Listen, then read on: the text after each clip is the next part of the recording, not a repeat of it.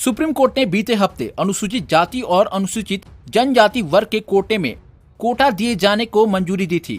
Court ने कहा था कि SC/ST कैटेगरी के भीतर नई सब कैटेगरी बनाकर अति पिछड़े तबकों को अलग से रिजर्वेशन दे सकते हैं।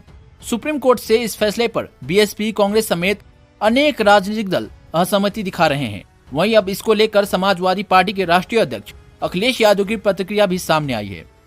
अखिलेश यादव ने कहा कि आरक्षण के मुद्दे पर भाजपा की विश्वसनीयता शून्य हो चुकी है। उन्होंने कहा कि भाजपा सरकार हर बार अपने गोलमोल बयानों और मुकदमों के माध्यम से आरक्षण की लड़ाई को कमजोर करने की कोशिश करती है। फिर जब पीडीए के विभिन्न घटकों का दबाव पड़ता है तो दिखावटी सहानुभूति दिखाकर पीछे हटने का नाटक करती है। भाजपा की अंदरूनी सोच सदैव आरक्षण विरोधी रही है, इसलिए भाजपा पर से 90% पीडीए समाज का भरोसा लगातार गिरता जा रहा है। सपा मुखिया ने कहा, किसी भी प्रकार के आरक्षण का मूल उद्देश्य उपेक्षित समाज का सशक्तिकरण होना चाहिए, न कि उस समाज का विभाजन या विघटन।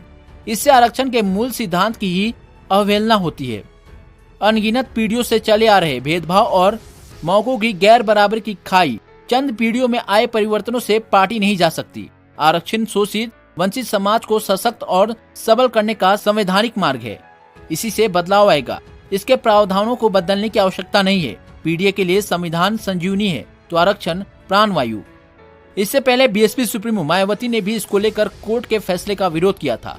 मायावती ने कहा था कि SC और ST को दिए गए आरक्षण को खुद खत्म करने के बजाय वे इसे कोर्ट के जरिए से खत्म करने की कोशिश कर रहे हैं और वे इसमें ज्यादातर सफल भी हो रहे हैं। एक सवाल के जवाब में कहा कि सरकार ने भी कोर्ट में इसका विरोध नहीं किया। उनके वकील ऐसी दलीलें देते रहे जिसे सुप्रीम कोर्ट को इस तरह के फैसले देने में मदद मिली। कांग्रेस की तरफ से हो या सरकार की तरफ से दलीलें पेश करने वकील हो, दोनों ने सुप्रीम कोर्ट की मदद की, जिससे उनकी मंशा पता चलती है। मायावती ने आरोप लगाया कि इसके जरिए आरक्षण को खत्म करने की कोशिश की है।